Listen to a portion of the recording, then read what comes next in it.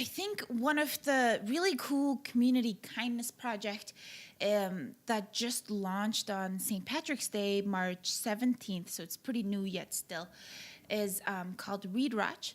The object of the project is to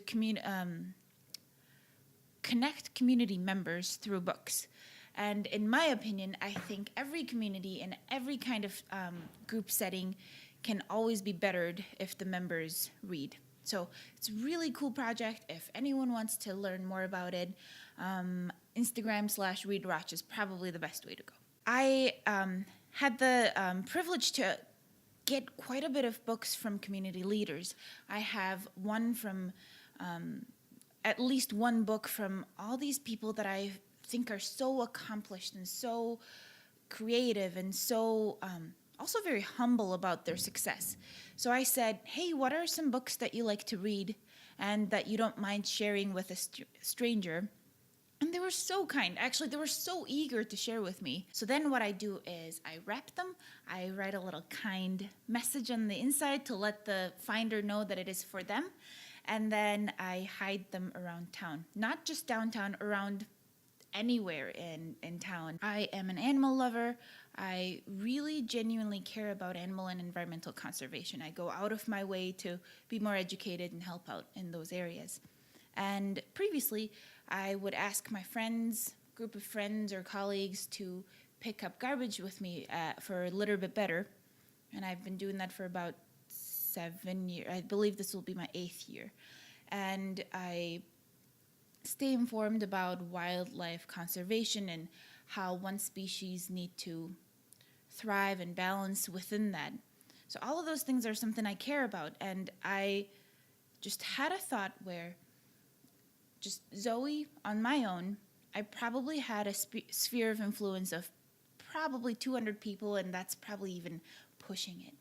And with a, from my opinion, very important message like that, I can probably get to 200 people saying, hey, care about this. So then I thought, if Zoey had a crown on, I can probably reach thousands of people. And after getting the title of Miss Minnesota, I was able to really dedicate myself and my platform as animal and environmental conservation, and I got to do really cool things. And that has been my motive, and that has been my reason the whole time last year. But I feel like every single challenge that I've faced are very universal to every small businesses that are trying to grow and establish themselves. And when you're that new and when you're just starting out, all of the problems can seem more daunting than it would once you're established as well.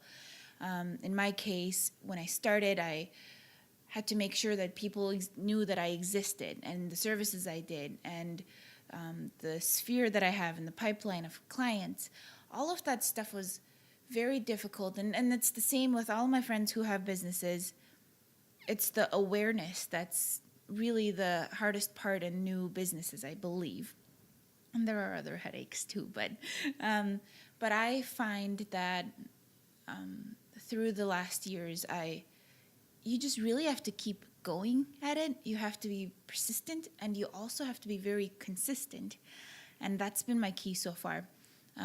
Because otherwise, and this is, again, I think this is something that everyone can relate to, because when you're running and when you're starting a new project and when you're starting a new career, no one knows that that's what you do besides you at that point. And to go from there to have the whole community or have the whole clientele know that's what you do and that's what sets you apart, I think that's the biggest hurdle.